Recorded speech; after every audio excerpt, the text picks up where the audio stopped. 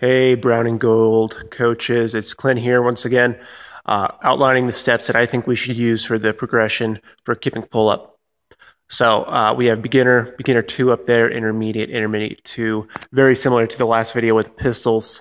Some thoughts that popped into my brain after that were, we talked about 4 to 6 weeks in each step, which I do think people will spend 4 to 6 weeks and develop in each of those steps. But I also thought of a standard to advance. This will help us when we have that really athletic individual who can breeze through these, but we can still ask them to execute this basic step under control, and then they can advance. So it allows a little bit of control in seeing where they're at. It also gives that very beginner person something to shoot for instead of that ambiguous 4 to 6 weeks. Always ask yourself, guys, what does the athlete need? This will be very appropriate when we're talking about scaling for a Metcon. I definitely think these steps here are more appropriate for our skill work, programming them into our EMOMs and such.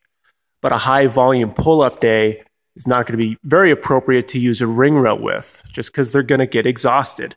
If you want to drop the numbers down for them, that's fine. If you want to keep the numbers the same, we might want to use a kipping swing with a jumping pull-up. But in terms of our practice, let's try and stick within that linear line. So the first one, guys, is the ring row. Let's look at that.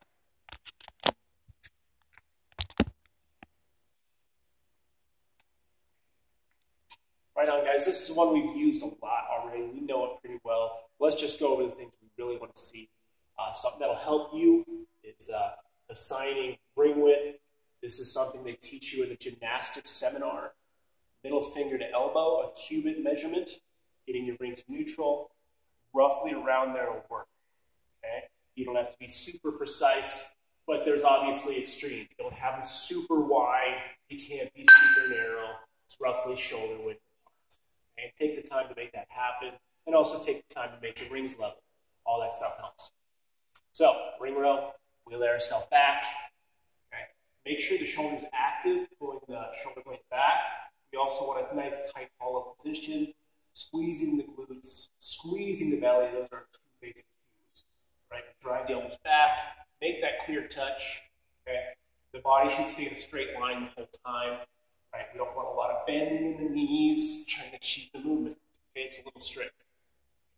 What should that standard to advance be? In my mind, we should see a very unfavorable angle from them. Laying straight down under the rings, bridging the hips up while keeping the rib cage down, pressing the elbow up, making that connection.